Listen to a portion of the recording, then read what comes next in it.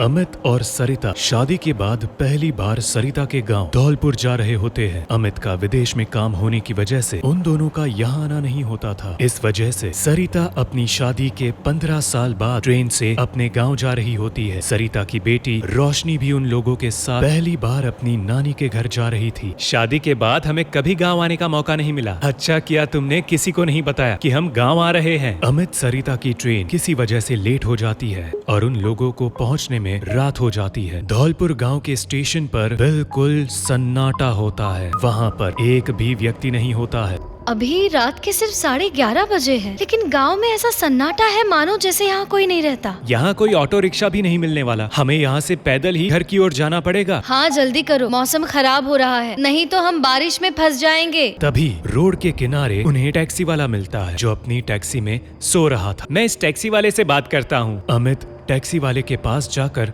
उसे उठाता है। ओ भैया, अरे ओ टैक्सी वाले भैया, हमें धौलपुर गांव जाना है। लगता है आप लोग इस गांव में नए आए हो। आपको नहीं पता आज अमावस की काली रात है। आज की रात इस गांव में एक भी इंसान अपने घर से बाहर नहीं निकलता। आज मौत का खतरा होता है। व्हाट रबिश, पहले तो ऐसा कुछ नहीं था। ये टैक्सी वाला ना ज्यादा पैसे लेने के लिए हमें डरा रहा है। ठीक है, तुम्हें यहाँ से कहीं जाने की कोई जरूरत नहीं है। ये लो पैसे, हमें बस अपनी टैक्सी एक रात के लिए दे दो। कल सुबह इस एड्रेस पर आकर तुम अपनी टैक्सी लेकर जाना। ठीक है, लेकिन फिर भी मैं आपको एक मुफ्त की सलाह दूंगा। गांव के उत्तर दिशा में जो कुआं है उसके पास भूल कर भी मत जाइएगा, और अगर कोई आपको पीछे से आवाज दे तो पीछे मुड़कर बिल्कुल मत देखिएगा। अमित अपना सारा सामान टैक्सी में रखकर खुद टैक्सी ड्राइव कर घर की ओर निकल जाता। मुझे यहाँ से एक शॉर्टकट रास्ता पता है। उस रास्ते से हम जल्दी ही घर पहुँच जाएंगे, लेकिन वो रास्ता गाँव के कुएं से होकर गुजरता है। क्या यार, तुम भी इन सब बातों में विश्वास करने लगी? नहीं, ये सब टैक्सी वाला हमें डराने के लिए बोल रहा था। अमित सरिता के बताए गए रास्ते पर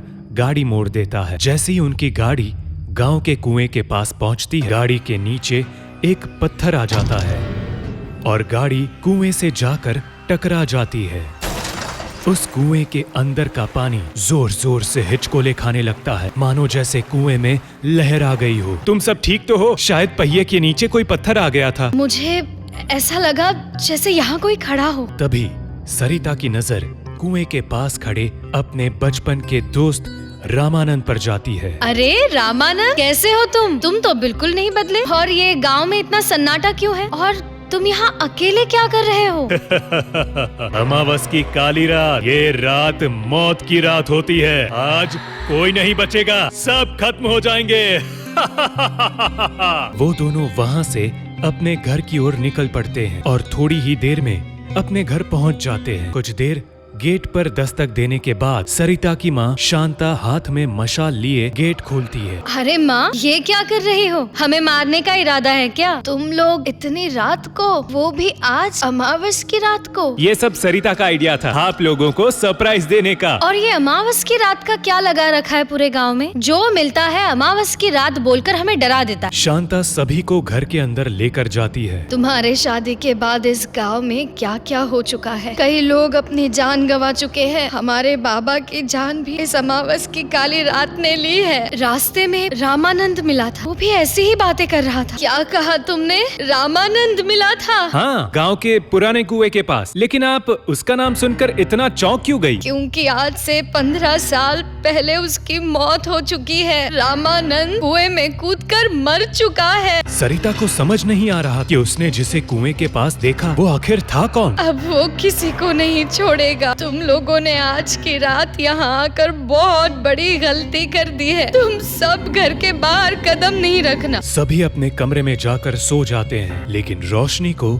नींद नहीं आती। सभी जब सो जाते हैं तो रोशनी अकेले ही उस कुएं की ओर बढ़ने लगती है। जोर से गेट टकराने की आवाज से सरिता की आंख खुलती है। रोशनी, रोशनी, रोशनी कहाँ चली गई? तभी सरिता देखती है कि रोशनी उस कुएं की ओर जा रही है। सरिता भी उसके पीछे पीछे कुएं की तरफ निकल जाती है। रोशनी, रोशनी रुको, उधर मत जाओ। रोशनी। रोशनी उस कुएं के पास पहुंचकर उसमें कूदने ही वाली होती है कि पीछे से सरिता आकर उसे पकड़ लेती है।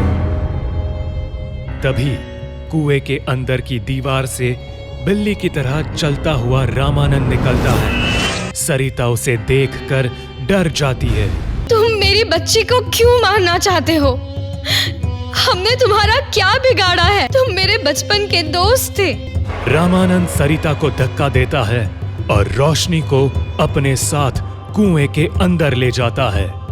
सरिता वहीं पर बेहोश पड़ी रहती है। अगली सुबह जब उसे होश आता है तो कुएं की बाल्टी वाली रस्सी से रोशनी कुएं के पास उल्टी लटकी होती है। तुम दोनों यहाँ इस हालत में कैसे पहुँचे? मैंने साफ साफ कहा था कोई भी घर से बाहर नहीं निकलेगा। रोशनी की ये हालत कैसे हुई? रोशनी, वो रामानंद रोशनी को अपने साथ कुएं में लेकर कूद गया था। सभी सरिता और रोशनी को लेकर घर जाते हैं। रोशनी को तेज बुखार होता है। सरिता शांता से रामानंद की मौत के बारे में पूछती। ये सब क्या हो रहा है? रामानंद तो मेरा कितना अच्छा दोस्त था, वो अचानक हमारे जान का दुश्मन क्यों बन बैठा है? उसने मेरे पिताजी की जान क्यों ली? रामानंद बचपन से तुमसे बहुत प्यार करता था। वो हमेशा से तुमसे शादी करना चाहता था, लेकिन तुम्हारे पिताजी इस शादी के खिलाफ थे। उन्होंने शहर जाकर तुम्हारी शादी अमित से करा दी। इस बात से रामानंद पागल जैसे हो गया और एक अमावस्या की रात वो उस कुएं में कूदकर अपनी जान दे दी। इस वजह से उसने पिताजी की हत्या कर दी और हमारे भी जान का दुश्मन बन बैठा है। तुम सभी आज ही इस गांव से दूर चले जाओ, यहाँ तुम्हारी जान को खतरा है। सरिता, अमित और रोशनी उसी दिन उस गांव से निकलने वाले होते हैं, लेकिन रामानंद की आत्मा किसी भी हालत में उन्हें ये गांव छोड़कर नहीं जाने देना चाहती थी। वो लोग गाड़ी से स्टेशन की ओर निकलने लगते हैं। तभी सरिता गाड़ी के शीशे में देखती है रामानंद उनके साथ उसी गाड़ी में बैठा होता है। वो देखकर जोर से चिल्लाती है, रामानंद यही है, हमारे साथ इसी गाड़ी में है। वो हम में से किसी को नहीं छोड़ेगा, मार डालेगा। वो तुम्हारे पीछे क्यों पड़ा है? इसमें तुम्हारी क्या गलती है? अरे तुम्हें तो पता भी नहीं था कि वो तुमसे प्यार करता था। और गाड़ी से निकलकर कुएं की ओर भागने लगती है। सरिता और अमित भी उसके पीछे जाते हैं। रोशनी कुएं के पास जाकर रुक जाती। तुम्हारी दुश्मनी मुझसे है, तुम मेरी बेटी को छोड़ दो। रोशनी वहीं पर बेहोश होकर गिर जाती है। मुझे और सरिता को अलग करना चाहते हो ना?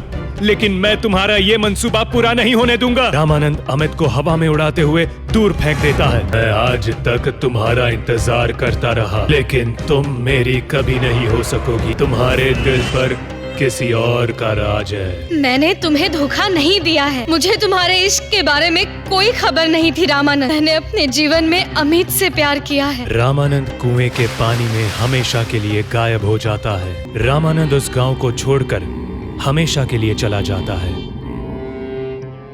अमित और सरिता रोशनी को लेकर उस गांव से हमेशा के लिए चले जाते हैं।